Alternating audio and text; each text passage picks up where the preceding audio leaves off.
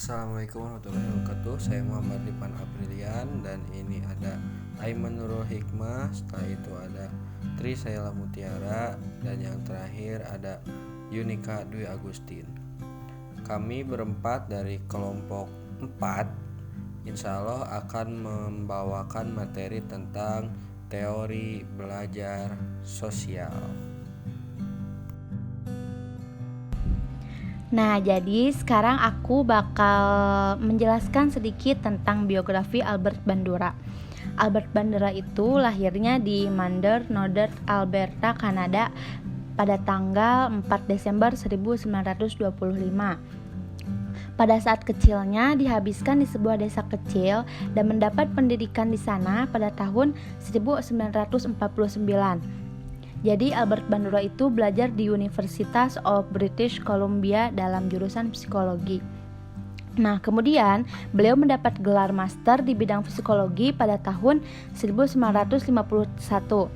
Nah, setahun kemudiannya, pada tahun 1952, beliau mendapat gelar dokter.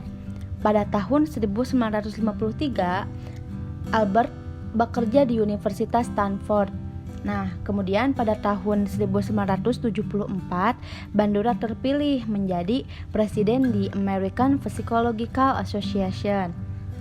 Nah, kemudian Albert Bandura itu dianugerahkan menjadi Medal of Science oleh Presiden Barack Obama. Nah, kemudian ada eksperimen Albert Bandura. Eksperimen yang sangat terkenalnya itu adalah eksperimen Bobo Doll yang menunjukkan anak-anak meniru seperti perilaku agresif dari orang dewasa di sekitarnya. Albert Bandura menjelaskan bahwa aspek perhatian pelajar terhadap apa yang disampaikan atau apa yang dilakukan oleh guru dan aspek peniruan yang dilakukan oleh pelajar akan dapat memberikan kesan yang optimal kepada pemahaman pelajar.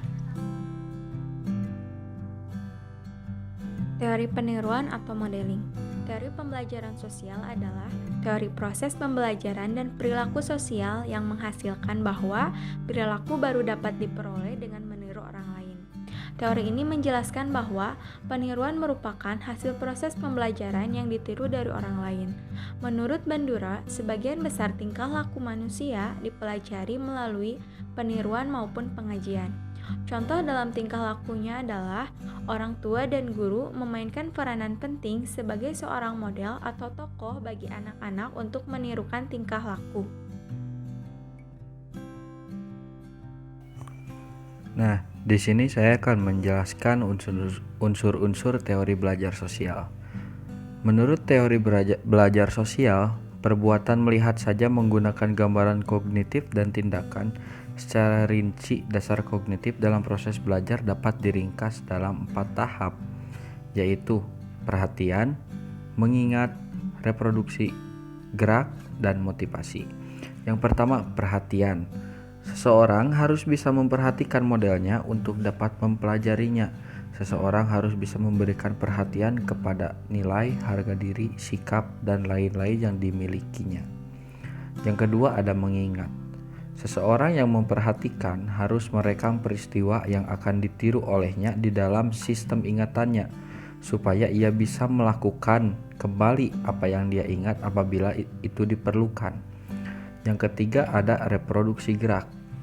Setelah mengetahui atau mempelajari suatu tingkah laku, seseorang tersebut juga dapat menunjukkan kemampuannya atau menghasilkan apa yang disimpan dalam pikirannya menjadi tingkah laku. Dan yang keempat, adanya motivasi. Motivasi juga sangat penting dan sangat diperlukan karena ia adalah penggerak individu untuk terus melakukan sesuatu. Jadi orang yang menirukan harus termotivasi untuk meniru perilaku yang ia tiru. Maka dari itu, motivasi sangat diperlukan oleh seseorang, oleh siapapun.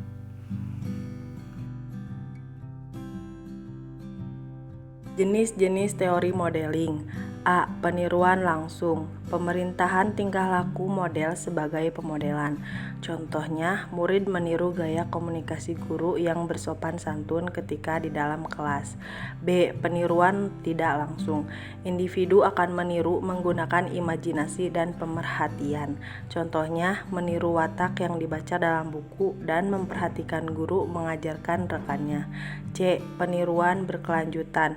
Individu meniru beberapa tingkah laku yang berlainan. Contohnya, pelajar meniru gaya bahasa gurunya. D. Peniruan sesaat. Individu meniru sesuatu tingkah laku untuk situasi tertentu saja. Contohnya, meniru gaya pakaian di TV atau di media sosial. E. Peniruan gabungan. Individu meniru tingkah laku model di sekitarnya. Contohnya, pelajar meniru gaya gurunya melukis dan cara mewarnai dari buku yang dibacanya. Nah, di dalam teori belajar sosial terdapat kelebihan dan kekurangannya loh. Untuk kelebihannya, teori ini lebih lengkap dibanding teori sebelumnya karena menekankan bahwa lingkungan dan perilaku seseorang dihubungkan melalui sistem kognitif orang tersebut. Untuk kekurangannya, teori ini sangat sesuai jika diklasifikasikan dalam teori behavioristik. Ini karena teknik pemodelan adalah mengenai peniruan tingkah laku dan ada kalanya cara peniruan tersebut memerlukan pengulangan dalam mendalami sesuatu yang ditiru.